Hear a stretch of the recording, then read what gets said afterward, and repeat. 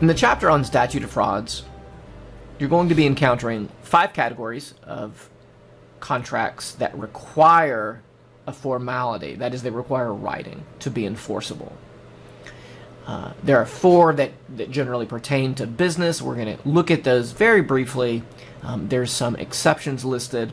And what I want you to take away is, once you can articulate these 5 categories, especially 4 out of the 5 that pertain to business, and then you can list and understand the exceptions, you will have mastery of this material, at least for the purposes of this class and for the exam. So let's take a look at those. These are the business contracts that are required. There's a 5th category of contract, and that is a contract in contemplation of marriage. But that's not really a business contract, so we're going to focus on the 4 out of the 5 that are. So contracts for the sale of goods at $500 or more, so think greater than or equal sign, those contracts must be in writing to be enforceable. Then there are contracts involving interest in land, real estate contracts. Those have to be in writing to be enforceable. Contracts that, pay attention here, by their own terms, cannot be performed within 1 year, and you start counting the day after the date of formation. Those have to be in writing to be enforceable. And then contracts containing collateral promises. Those contracts have to be in writing to be enforceable. So let's go back just briefly and touch on contracts that cannot be performed by their own terms within 1 year. So it's not that it is totally unlikely that a person could perform the contract in 1 year because it takes a long time to do things. Let's say you have a contract to build 1 million homes. Well, trick question, that's real estate, so it has to be in writing in the first place. But assuming with me that it didn't.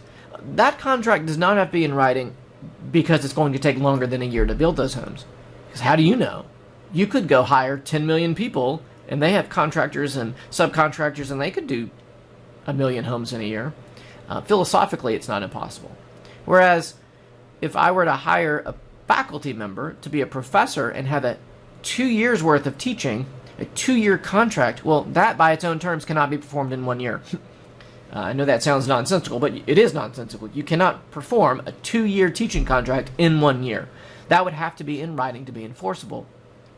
If I hired a faculty member to be an adjunct faculty member for a semester, that would not necessarily need to be in writing to be enforceable because that contract can be performed inside of 1 year. So when you're looking at test questions or situations in real life and there's a question about enforceability, think by its own terms.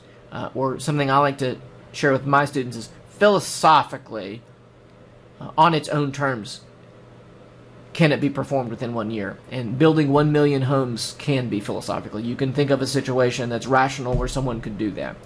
Whereas you cannot, mathematically, philosophically, however you want to look at it, you cannot perform a 2-year teaching contract inside of 1 year. You just can't. It's not possible. And so that one would have to be in writing. So marching orders for all of you is look at these categories, be able to articulate them, and secondarily, and this is going to take some time and some effort on your part, look at the exceptions and make sure you understand them and then connect them back to the categories. Because those exceptions, that's what everyone litigates about. And so if you're going to encounter an exception and you understand what they are, that's going to give you a leg up in your business decision making.